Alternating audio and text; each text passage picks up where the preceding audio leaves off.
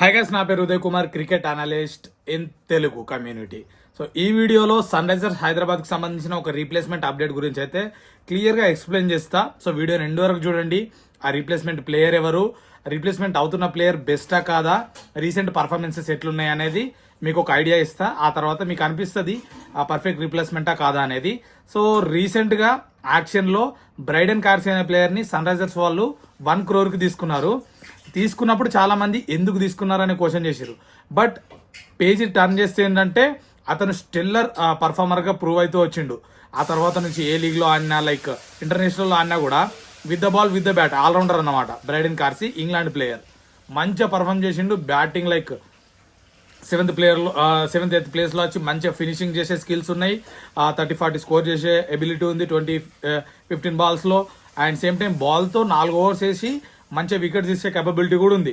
ఇంకా అనుకున్నారు excellent pick Brydon Carse, steal deal అనుకున్నారు. బట్ ఇంకో ట్విస్ట్ ఏంటంటే England versus India ODI series జరిగింది కదా, అప్పుడు ఇంజురీ కన్సర్న్ ముందుకు వచ్చింది. బ్రైడెన్ కార్సీ ఇంజూరీ అయిపోయాడు. ఇంకా ఆ తర్వాత ఛాంపియన్స్ ట్రోఫీ కూడా వాళ్ళకు దూరం అయిపోయాడు. ఇంకా పెద్ద క్వశ్చన్ మార్కు బ్రైడెన్ కార్సీ ప్లేస్లో ఎవరిని తీసుకోవాలి. సో 1 crore ఉన్నప్పుడు 1 crore ఇంకో 1 crore ఉన్న ప్లేయర్నే మనం తీసుకోవచ్చు. అట్లా చూస్తే సన్ రైజర్స్ కనబడ్డ బెస్ట్ ప్లేయర్ ఎవరంటే సౌత్ ఆఫ్రికా నుంచి వియాన్ మల్డర్. సో బ్రైడెన్ కార్సీని రీప్లేస్ చేయబోతున్న ప్లేయర్ ఎవరంటే వియాన్ మల్డర్. సో తను ఎవరంటే అతను కూడా ఒక ఆల్రౌండర్, పేస్ ఆల్రౌండరే, మంచి టాలెంట్ ఉన్న ప్లేయర్. అయితే రీసెంట్ ఫామ్ ఎట్లుందో కూడా చెప్తా. రీసెంట్గా సౌత్ ఆఫ్రికా T20 లైక్ మన IPL ఎట్లయితే ఉందో, సౌత్ ఆఫ్రికా T20 అని ఒక లీగ్ జరిగింది. ఆల్మోస్ట్ మీకు తెలిసే ఉంటుంది.